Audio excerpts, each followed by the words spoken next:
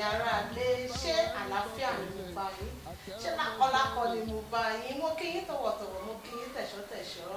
Èmi ọ̀rẹ́ yín náà tún ni o, àbúrò yín Ọlá YK tí gbogbo èèyàn mọ̀ sí Fúnkí YK. Ètò yín, ètò wa ìtàn. Ṣé wàá rí ìtàn ó pín sí oríṣiríṣi? Eléyìí tá a wá fẹ́ fi sí etí gbọ̀n yín ni ìtàn Odùduwà, oríkì Odùduwà. Kì í ṣe gbogbo wa la mọ oríkì Odùduwà. Wọ́n máa ní pé tọ́mọdé ò bá tàn tó bá gbọ́ àrọ́bá, wọ́n ní àrọ́bá gangan ni bàbá ìtàn.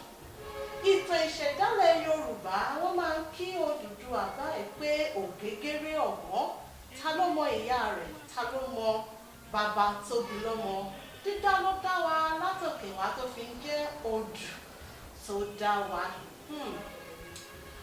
Odùduwà yìí ló mú ọ̀làjú wọ ilẹ̀ káàárọ̀ oòjíire bí. Gẹ́gẹ́ bí ìtàn ṣe lọ, wọ́n ní ewé àti màrìwò ni wọ́n tán bí bàǹtẹ́ láyé ìgbà náà. Bàbá wa Odùduwà yìí ló kọ́ wa iṣẹ́ aṣọ híhun àti bí a ṣe ń wọṣọ ní ilẹ̀ Yorùbá.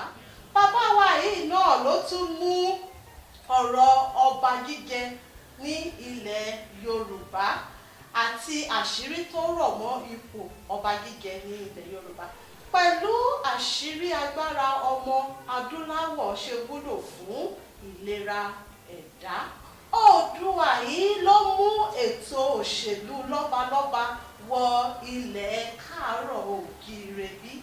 Ìdí nìyí tí a fi gbà pé Odùduwà ni bàbá tó dá wa ní ilẹ̀ Yorùbá.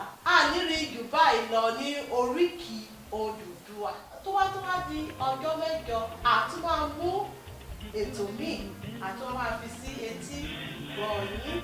Èmi olólùfẹ́ yín náà ni Ọlá YK. Ẹ tún lè kàn sí wa ní ẹ̀rọ ayélujára bíi Twitter, YouTube, Facebook àti Instagram @ajogunba.com. Ẹ ṣé, ó dìbò.